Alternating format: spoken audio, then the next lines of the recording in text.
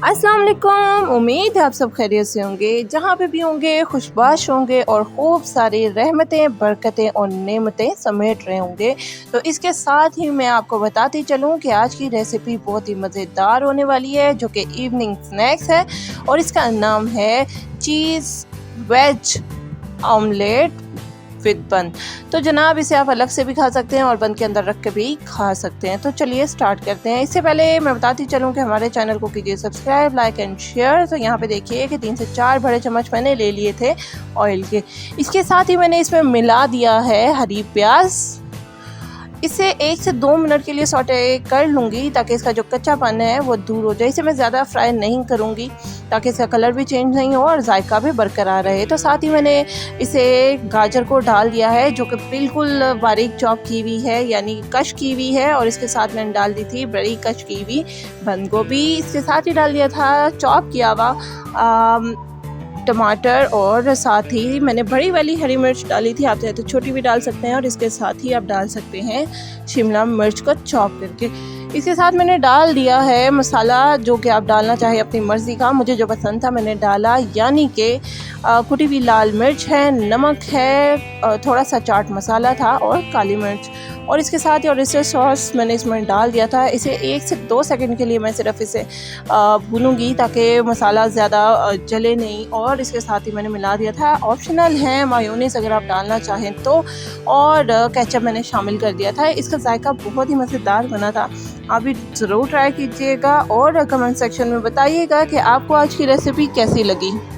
इसके साथ ही मैं मिला दूंगी, मेरे पास 3 थे अंडे जिन्हें मैंने अच्छे से फेंट लिया था और मैं इन्हें मिक्स कर दूंगी। तो आपने ख्याल रखना, अंडे डालते हुए हमारी जो फ्लेम है बिल्कुल लो होनी चाहिए। इससे क्या होगा कि आपको अगर दानेदार अंडा पसंद है तो वो दानेदार बन जाएगा, और अगर आपकी फ्लेम हाई हुई तो हमारा अंडा थोड़ा जैसे ब्लॉक्स में बनता है वैसा बनेगा। तो मुझे दानेदार पसंद था, इसलिए मैंने अंडे को दानेदार ही बनाया और लो फ्लेम पे। तो यहाँ पे बिल्कुल लो फ्लेम है और इसे मैं अच्छे से 2 से 3 मिनट के लिए रख दूँगी बिल्कुल लो फ्लेम पे। और 2 से 3 मिनट के बाद देखें कि दानेदार सा अंडा बनके तैयार था। इसमें अभी नमी थी, नमी को दूर करने के लिए मैंने थोड़ी सी फ्लेम को हाई किया, बिल्कुल थोड़ा सा, और उसे मैंने सुखा लिया। जो नमी थी वो ख़त्म हो गई। इसके साथ ही मैं बताती चलूँ कि ये बहुत ही बूस्टर, बहुत ही हाई प्रोटीन आपका ऑमलेट तैयार है। ये डाइट वाले लोग भी खा सकते हैं। अगर आप इसमें ऑयल कम करते हैं और मायोनीज़ को ऐड ना करें तो बहुत ही बेहतरीन चीज़ बन के तैयार होगी। तो यहाँ पे देखें कि मैंने बन सेकने के लिए ले लिया है, बिल्कुल 1 चम्मच ऑयल बिल्कुल कम दिया है ताकि कि मैं ज़्यादा ऑयल इस्तेमाल ना करूँ। और तो यहाँ पे मैंने बन को रख दिया है 2 स्लाइस करके और अच्छे से मैं इन्हें सेक लूँगी। इतना सेकूँगी कि मैं इसे अगर चीज़ डाल के रखूँ तो बाद में ये चीज़ तक इस पर जो हीट है वो पहुँच सके और चीज़ मेल्ट हो सके। तो यहाँ पे मैंने इसे हल्का सा सेक लिया है और इसे बाद में मैं 2 से 3 मिनट के लिए जो है रख दूँगी ताकि इसका जो हीट अप है इसकी अंदर तक जाए और हमारी जो चीज़ है मेल्ट हो सके। तो यहाँ पे अच्छे से बन सिक गए थे। इसके साथ ही मैं बताती चलूँ कि आप चैनल को लाजमी कीजिए सब्सक्राइब, लाइक एंड शेयर। तो यहाँ पे देखिए कि मैंने जो ऑमलेट तैयार किया था उससे मैंने रख दिया है बन पे, और इसके बाद मैं इस पर कर दूँगी चीज़ की बारिश। काफ़ी सारा मैंने चीज़ डाला था, बहुत ही मज़ेदार ये बन बने थे।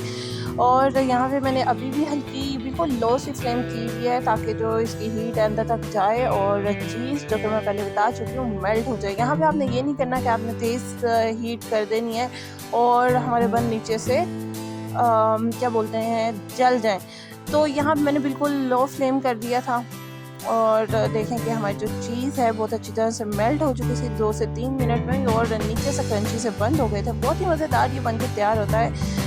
जब आप ट्राई करें तो लाजमी कमेंट में बताइए कि हमारा ये चीज़ एंड वेज एग ऑमलेट और बन आपको कैसा लगा। और इवनिंग के लिए बहुत बेस्ट है, आप ज़रूर ट्राई कीजिए और कमेंट सेक्शन में बताइए। दीजिए इजाज़त, अल्लाह हाफ़िज़।